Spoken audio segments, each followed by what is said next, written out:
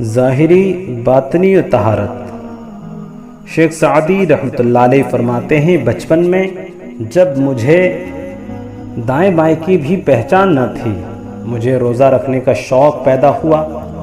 وضو کرنے کا طریقہ بھی محلے کا ایک عبادت گزار بتاتا تھا کہ پہلے وضو میں بسم اللہ پڑھنا سنت ہے اور دوسری سنت نیت کرنا ہے، پھر ہاتھ دھونا وغیرہ وغیرہ۔ اور اس عبادت گزار نے کہا، مجھ سے بہتر وضو کا طریقہ کوئی نہیں جانتا۔ وضو کرتے کرتے بوڑھا ہوا ہوں، جبکہ دیہاتی لوگ تو وضو کرنا جانتے ہی نہیں۔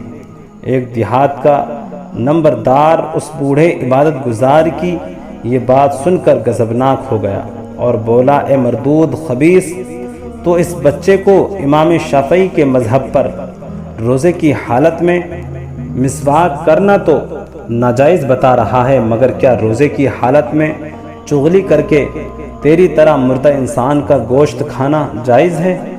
اب مجھ سے بھی سن، پہلے ناجائز باتوں سے منہ دھو جیسے کھانے والی چیزوں سے دھویا جاتا ہے۔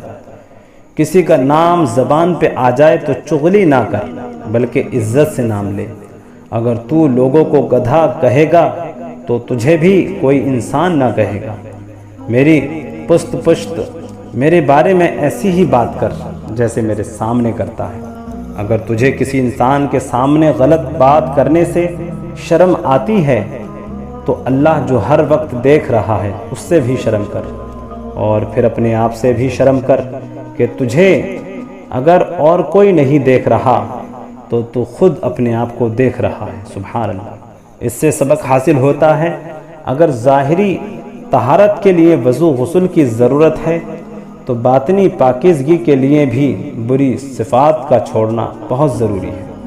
اس حکایت میں بڑے ہی اچھوتے انداز میں اس کو تصور کو اجاگر کیا گیا ہے۔ دوستو، حکایت پسند آئی ہے تو چینل کو سبسکرائب کریں، بیل آئیکن کو دبائیں۔